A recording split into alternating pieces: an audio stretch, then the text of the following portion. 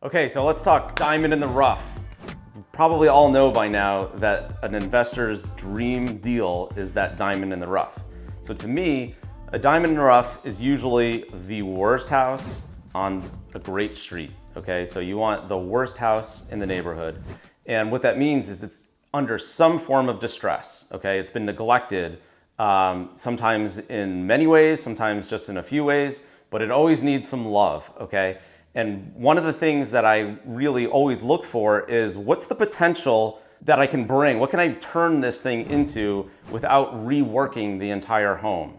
Okay, so you don't want to have to tear the thing apart necessarily and put it all back together if you can avoid that. But a diamond in the rough always needs cosmetic love. And if you can keep your first project or your second or third project just cosmetic fixes, then you're gonna have a much easier go of it, okay? It's gonna be a much simpler job.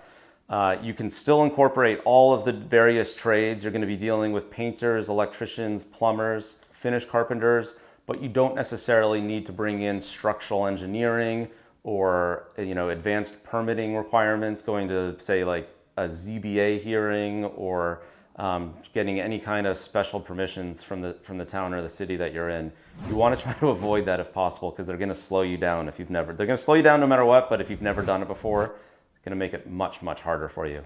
So if you're just starting out, I don't recommend going into a distressed home by yourself if you don't have building experience and looking around and saying, oh, okay, that looks reasonable. That looks reasonable. I would go in with a builder, or I would go in with a home inspector and make sure that they're really analyzing behind the scenes kind of things, like what's going on with the foundation, what's going on with load-bearing walls, is there any rot, moisture damage anywhere that you should be aware of? Those things can all come back to hurt you in the end.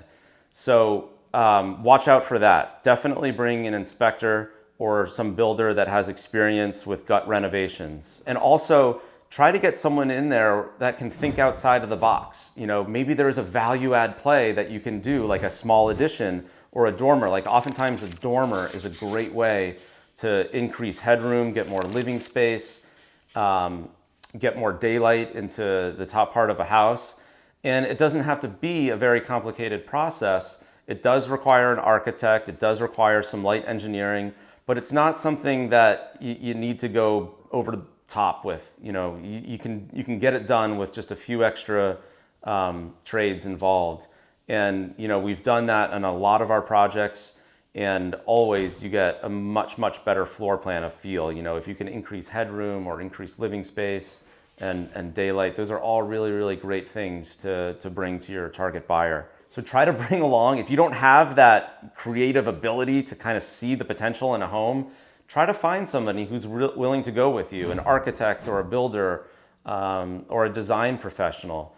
And they might be able to point out a couple of things that could really bring a lot of extra value to that project. So specifically what we did for the value add component is an addition that we're standing in right now. This is a 3-story addition. So we've got this master bedroom on the first floor. We've got 2 additional bedrooms on the second floor, and we've got a rooftop deck on the third floor. Just by bumping out 12 feet, we got 3 additional bedrooms, an additional bathroom, and a rooftop deck. You can't go wrong with something like that.